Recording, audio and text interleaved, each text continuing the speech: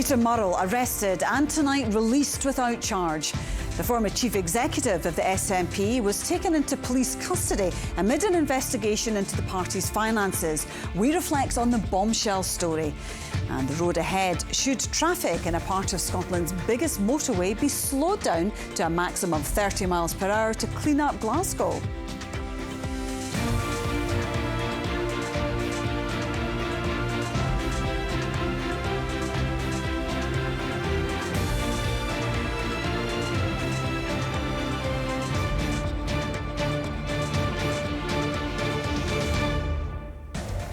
"58-year-old Peter Murrell is married to the former First Minister Nicola Sturgeon.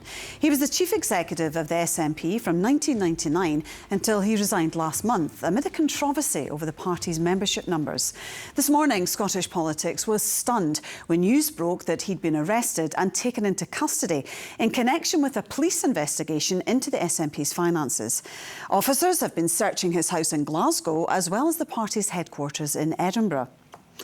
Well, tonight Mr Murrell was released without charge pending further investigation. Before that, we reflected on the day's dramatic developments with STV's political editor Colin Mackay.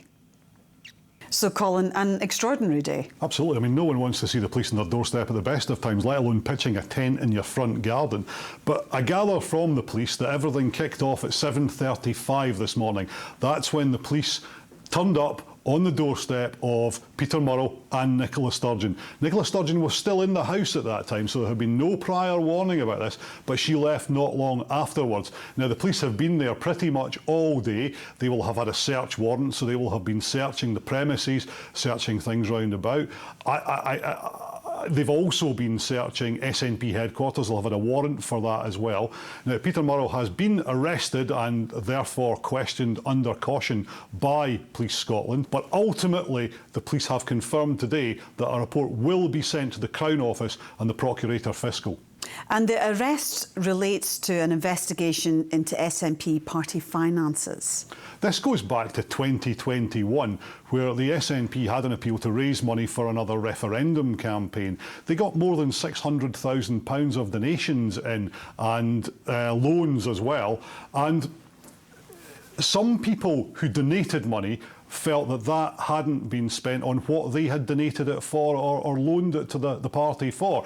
There were complaints made to the police about that, and the police have been investigating this for about a year and a half now. Now, I've asked the First Minister a number of times, including at her resignation press conference, if she had been questioned by the police over this. She said that she hadn't been questioned. My understanding is that she still hasn't been questioned by the police over this, but today they have questioned her husband, Peter Murrell, when they searched his home, and they'll have taken him into custody and have been questioning him today. Now, that might not be the end of the matter, but that is what has happened today. So the First Minister and party leader Humza Yousaf has described today as a very difficult day for the party. I'm not surprised. He's barely been in the job a week and already he's got all of this to deal with, multiple government crises and now this going on in the party. And it all comes after an incredibly divisive leadership contest within the SNP, where there were a lot of questions, a lot of searching questions asked about the operation of the party, about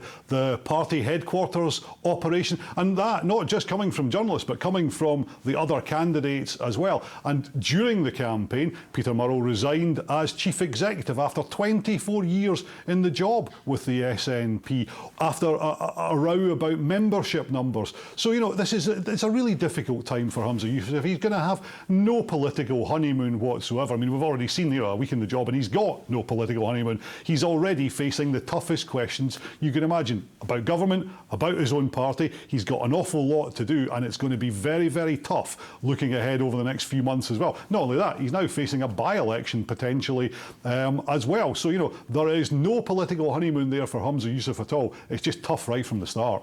Colin, thanks very much indeed for joining us this evening.